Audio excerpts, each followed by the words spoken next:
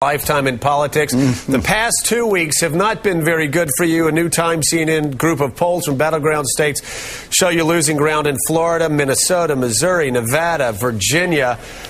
What's happened over the past 2 weeks? Why did we go from a month where you had all the momentum, the wind was at your back, your poll numbers were going up, to the past 2 weeks where you have been dropping in just about every poll?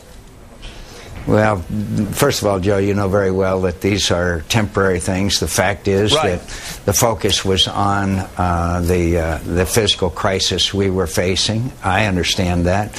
And I understand there's going to be ups and downs in political campaigns. I'm happy with where I am. I'm happy with where we're going. We're the underdog. I love being the underdog, and we're going to be just fine starting tonight with Sarah Palin's performance. And I'm confident that as the polls bounce up and down, we're going to be up late on election night. Senator McCain, Jim Cramer here.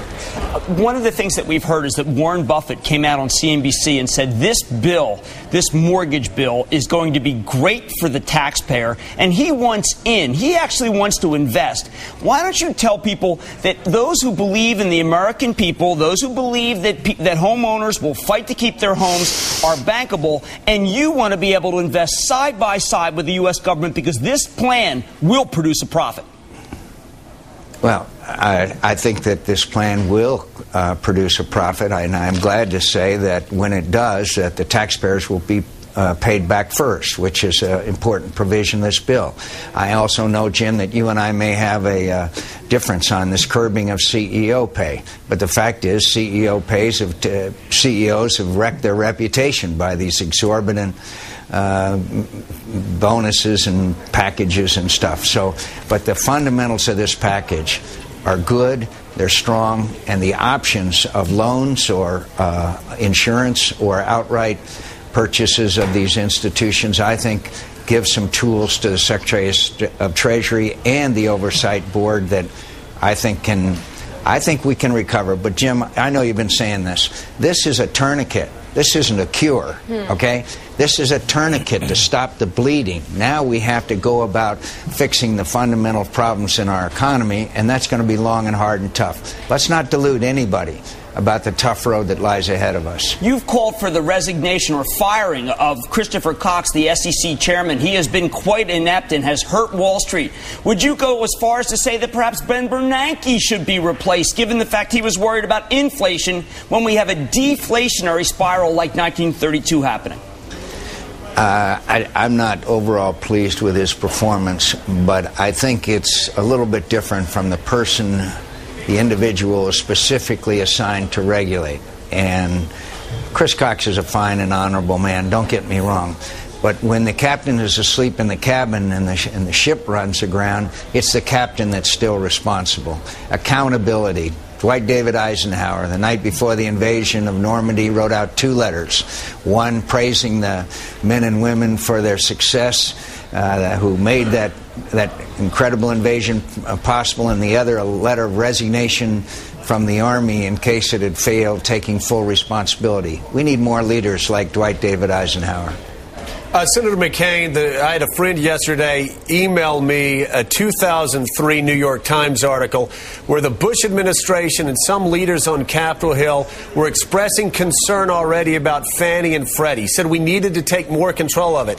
Barney Frank was very critical, saying that nothing was wrong with Fannie and Freddie.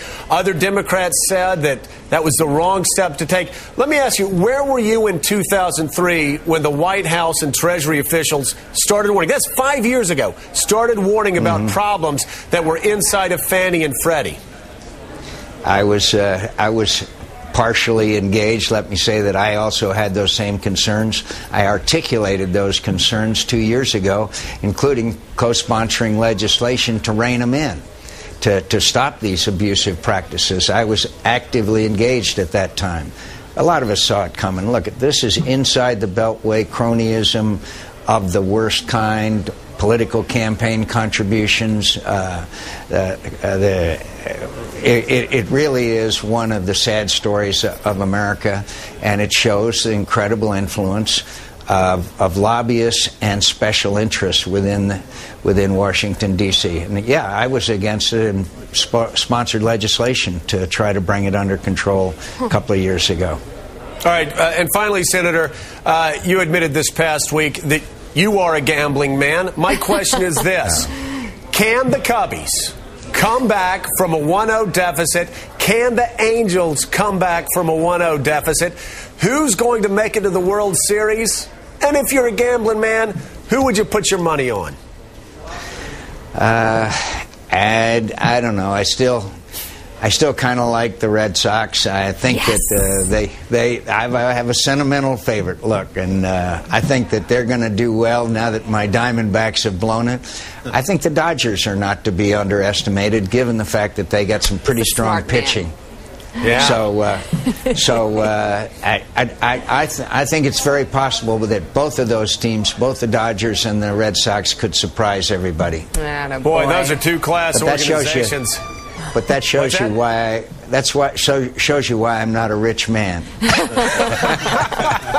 All right, Senator John McCain, thank you so much. And Senator, greatly appreciate it. It's such a complex issue, this crisis we're facing. We thank you for putting yourself out there and talking to Americans about it.